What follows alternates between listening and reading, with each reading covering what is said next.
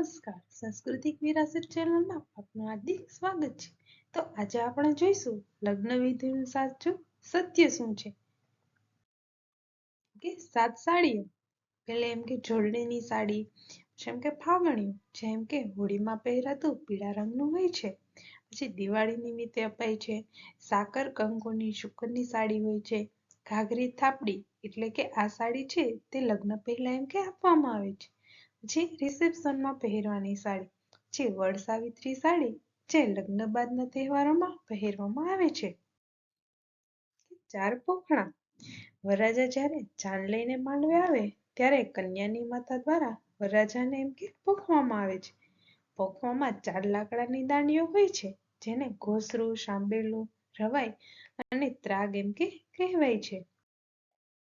છાબનું મહત્વ. છાબ એ એક ઉપહાર છે જે વરપક્ષ તરફથી મળે છે, જેને જોણું કહેવામાં આવે છે. જેમાં સ્ત્રીઓના જીવનમાં આવતા 7 મુખ્ય સારા પ્રસંગો માટે 7 સાડીઓ આપવામાં આવે છે, એને એમ કે છાબ કહેવાય છે. કે માણેક સ્તંભ, કે લગ્નની રસમમાં સૌથી પહેલા આપણે માણેક સ્તંભ એમ કે રોપીએ છીએ, પણ એનું મહત્વ શું છે એ બહુ ઓછા લોકોને ખબર હશે. માણેક સ્તંભ એ ભગવાન બ્રહ્મજીનું પ્રતીક છે. માણેક સ્તંભની ઉપરની બાજુએ 4 ખીલીઓના ટુકડાઓ હોય છે, જે ભગવાન બ્રહ્મજીનું મસ્તક છે. અને બ્રહ્માજીને વિનવીએ છીએ કે દક્ષિણ દિશાએ તમે પહેલા બેસાડી અમારા ઘરની બધી મુસીબતોને દૂર કરજો. એટલે આપણે માણેક સ્તંભ પહેલા એમ કે રોપીએ છીએ. કે મીંઢોળ, સંસ્કૃત મદન ફળ તરીકે જાણીતું મીંઢોળ લગ્ન સમયે વરકન્યાને હાથે માણેક સ્તંભ પર બાંધવામાં આવે છે. મીંઢોળ હાથની મુખ્ય નાડી પર બાંધવાથી રોમ છિદ્રો દ્વારા ઝેરી પદાર્થને દૂર કરે છે અને હસ્તમેળાપ વખતે વરકન્યાના શરીરમાં ઉત્તેજના કે કામવૃત્તિ ઉત્પન્ન ના થાય તે માટે લગ્ન સમયે બાંધવામાં એમ કે આવે છે. ચાક વધાવવાનું મહત્વ. ઘરમાં જ્યારે લગ્ન હોય ત્યારે વાર વિવાહના દિવસે સવારે માણેક સ્તંભ રોપાય પછી બધી સ્ત્રીઓ કુંભારના ઘરે ચાક વધારવા જાય છે. પણ શું કામ? એનું શું મહત્વ છે? એટલા માટે કે વરને નવરાવવામાં આવે, જે માટીના ઘડા લઈએ તે બનાવનાર કુંભારનો આભાર માનવાની આ એક રીત છે અને તેના ચકદારને કંકુ ચોખાથી વધાવવામાં આવે છે. પણ હવે આ પરંપરા એક રિવાજ બનીને એમ કે રહી ગઈ છે. લીલા તોરણ બાંધવાનું મહત્વ. કે માણેક સ્તંભ રોપ્યા પછી ઘરના દરવાજે આસોપાલવ અથવા તો આંબાના લીલા પાનનું તોરણ બાંધવામાં આવે છે. તોરણ એટલે મુખ્ય દરવાજાની હદ એવો અર્થ થાય છે. આસોપાલવનું તોરણ લગાવવાથી દરેક કાર્ય કોઈ પણ વિઘ્ન વિના સારી રીતે પાર પડી જાય છે. વર અને કન્યા તોરણે આવી પહોંચે એટલે ત્યાં તેમનો આદર સત્કાર કરવામાં આવે છે. આમ લગ્ન વિધિમાં તોરણ એટલે વર અને કન્યાનો આદર સત્કાર કરવાનું સ્થળ એમ કે કહી શકાય.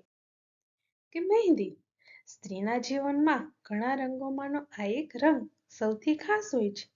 કહેવાય છે કે લગ્નમાં એક્સપર્ટ મહેંદી મૂકવા આવે છે, પણ જો કોઈ ખુશાલ પરિણીત સ્ત્રી દુલ્હનના હાથમાં મહેંદી લગાવે તો એ સૌથી શુભ માનવામાં આવે છે.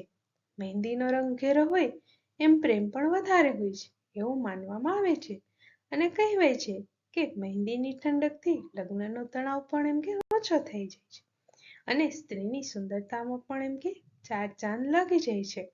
હા, સ્ત્રીઓના જીવનમાં મહેંદી એમની સુંદરતાનો એક અહમ હિસ્સો એમ કે હોય છે. કે હલ્દી, દુર્વા ઘાસને હલ્દીની રસમમાં નિપજાવીને વરવધુને એની આવનારી જિંદગીમાં પ્રેમ રહે, લડાઈ ઝઘડો ના રહે એવા આશીર્વાદ આપવામાં આવે છે.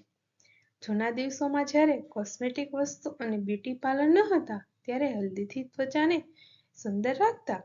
પીઠીની રસમ પછી કહેવાય છે કે જેના કપડાં ક્યાંય પણ આમ તેમ ન નાખવા જોઈએ, કારણ કે એનાથી નજર લાગવાની સંભાવના વધી જાય.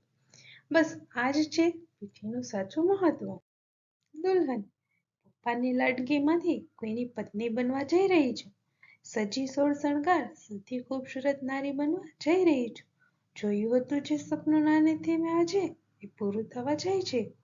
મમ્મીનો પ્રેમ, બહેનની વાતો, ભાઈનો ઝઘડો અને સખીઓનો સાથ છોડવાનું દુઃખ તો છે જ, પણ મંડપમાં બેસીને એમનો હાથ પકડીને 4 ફેરા ફરવાની ખુશી પણ છે.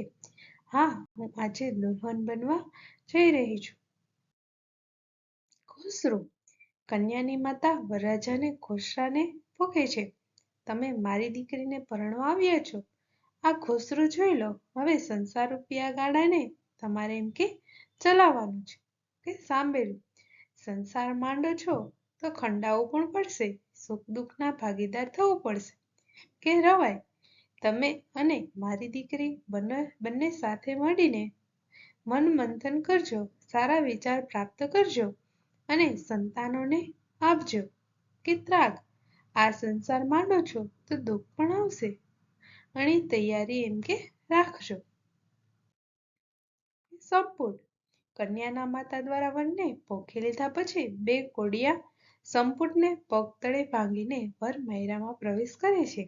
આના દ્વારા વર કહેવા માંગે છે કે તમારી ચેતવણી હું સમજ્યો છું, પણ મારા એકલાની આશા અરમાનો પર હું નહીં ચાલું. અહીંયા તેનો હું ભાંગીને ભૂકો કરું છું. હવેથી અમારા બંનેની આશા, ઈચ્છા અને અરમાનો એક જ હશે. તે જ પ્રમાણે અમે બંને પતિ પત્ની અમારી જીવન યાત્રા એમ કે કરીશું. વરમાળા. ફૂલના હારથી વર કન્યા અરસપરસનું સ્વાગત કરે છે, પણ સંતૂરની એક આંટી બંનેના ગળામાં હોય છે. આમ એક જ હારથી બંનેના હૈયા એક કરવાનો પ્રયાસ એટલે એમ કે વરમાળા. જવતલ હોમવાનું મહત્વ. એક પિતા પછી દીકરીની બધી ઉમ્મીદ એના ભાઈ સાથે જ હોય છે. એટલે જ ભાઈ હર મંગળમાં બહેનને વચન આપે છે કે તારા ઘરમાં કાંઈ પણ જરૂર પડે તો હું તારી સાથે છું. આમ જવતલ એ એક અનાજનું પ્રતીક છે જે ભાઈ બહેનને પૂરું પાડે છે. કે છેડાછેડી. સોપારી, ચોખા અને ચાંદીના સિક્કાના છેડાને કન્યાના પાનેતર ઉપર મૂકેલા ખેલ સાથે ભાઈ ભાભીના જીવનમાં હંમેશા સ્મિત, ખુશીઓ અને પ્રેમ સંબંધની મજબૂત ગાંઠ બહેન એમ કે બાંધે છે, એમ કે છેડાછેડી. હસ્તમેળાપ એ લગ્ન વિધિનું મુખ્ય અંગ છે. પોતાની પુત્રીનો હાથ મા બાપ વરરાજાને સોંપે છે અને વરરાજા તેનો સ્વીકાર કરે છે, અને હસ્તમેળાપ માત્ર હસ્તમેળાપ ના રહીને મનમેળાપ થઈ જાય છે. આ વિધિથી વરવધુના શરીરમાં એક અનોખી ખુશી એમ કે ઉત્પન્ન થાય છે. 4 મંગળ ફેરા. લગ્નના 4 ફેરા એ પુરુષાર્થના ફેરા છે. ધર્મ, અર્થ, કામ અને મોક્ષ એ ધર્મશાસ્ત્રનું પણ ચિંતન છે.